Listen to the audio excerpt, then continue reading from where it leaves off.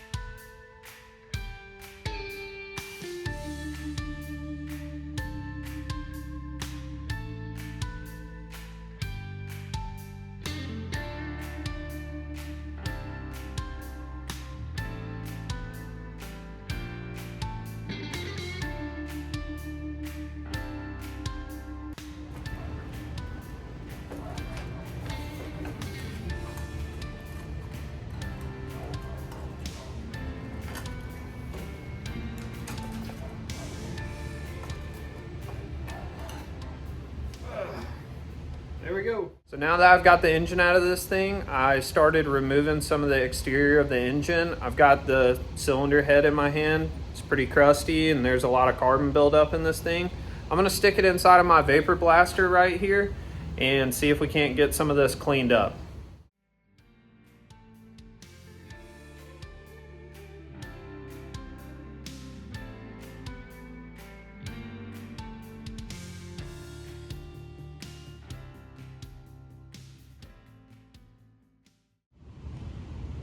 After about 45 minutes of vapor blasting, this thing looks a lot better.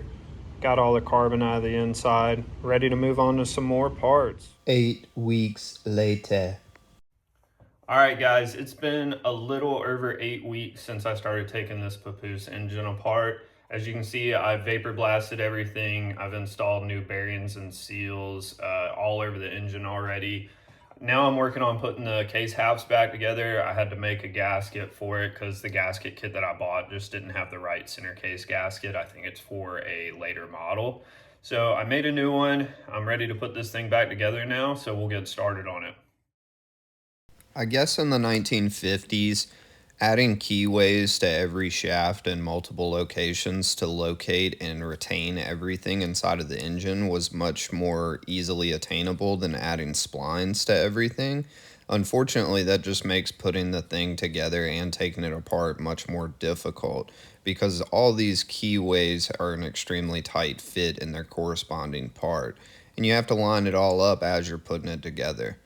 I add a little bit of Honda Bond to all the gasket surfaces on this thing. These castings are not the best quality naturally, and you're ultimately asking for leaks all over this thing if you don't add a little bit of an RTV sealer to everything.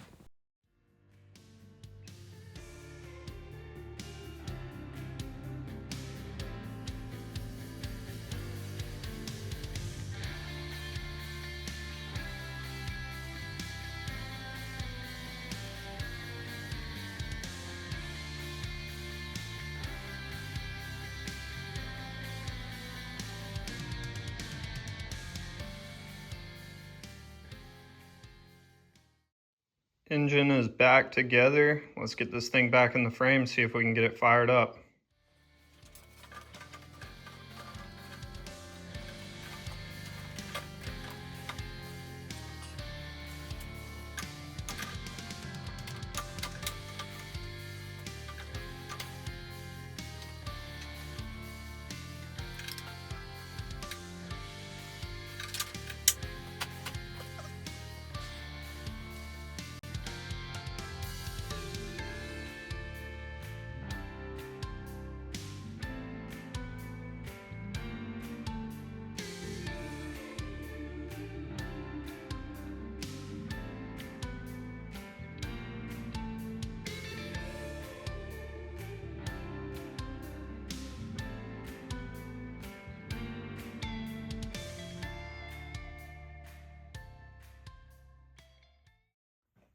Okay, so I've almost got this thing back together, but I wanted to take a quick moment to show you guys how this thing works.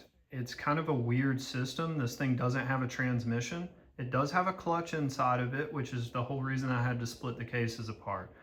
But how you put this thing in drive, if you will, since it doesn't have a transmission, is the counter shaft would be free spinning right here, and this sprocket would just be sitting there in idle. It's got a roller bearing inside of there, so when I'm rotating it, this isn't spinning. But the counter shaft is linked to this external shift drum, almost like it's got shift dogs on it, like a transmission would inside of a normal motorcycle like we know today. And you can see these kind of castle looking teeth right here. So what you do is you pull in the clutch and you'll see this arm move at the bottom right there. So when you pull in the clutch, okay, the engine is going to quit rotating the counter shaft. And then you kick the right foot peg down. And now you can see that these teeth have engaged each other right there, okay? And you release the clutch, and now this counter shaft sprocket is going to rotate with the engine and drive the chain. So it's a really interesting setup, and why this thing is considered a motorcycle still, even though it doesn't have a transmission. Since it does have a neutral state, they still consider it a motorcycle.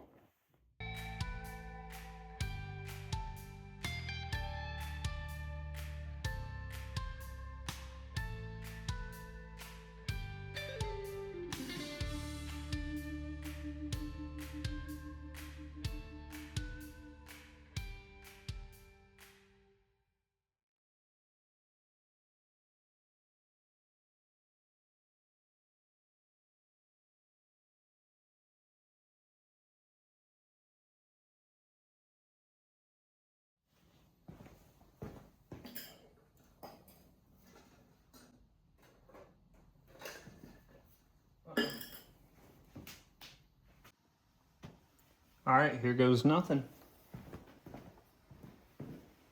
Gotta prime it.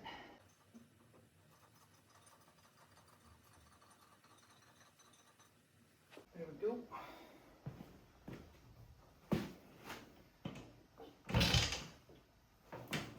Love that. Oh, nice.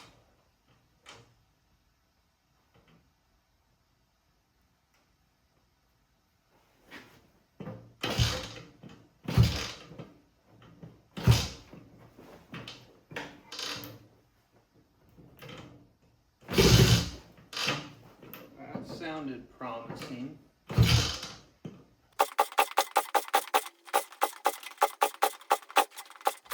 In my madness of trying to get this thing started, I realized that I may have put the piston in backwards. I hit the internet and found that it's a pretty common mistake, so I took it back apart and mapped the position of the ring gaps versus the ports and swapped the position by 180 degrees.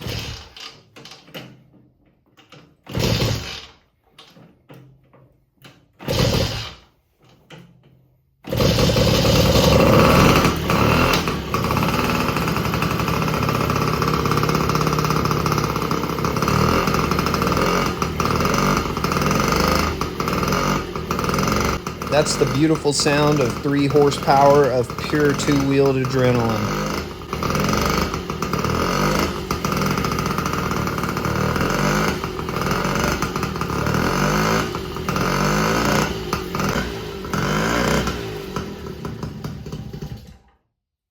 Nice.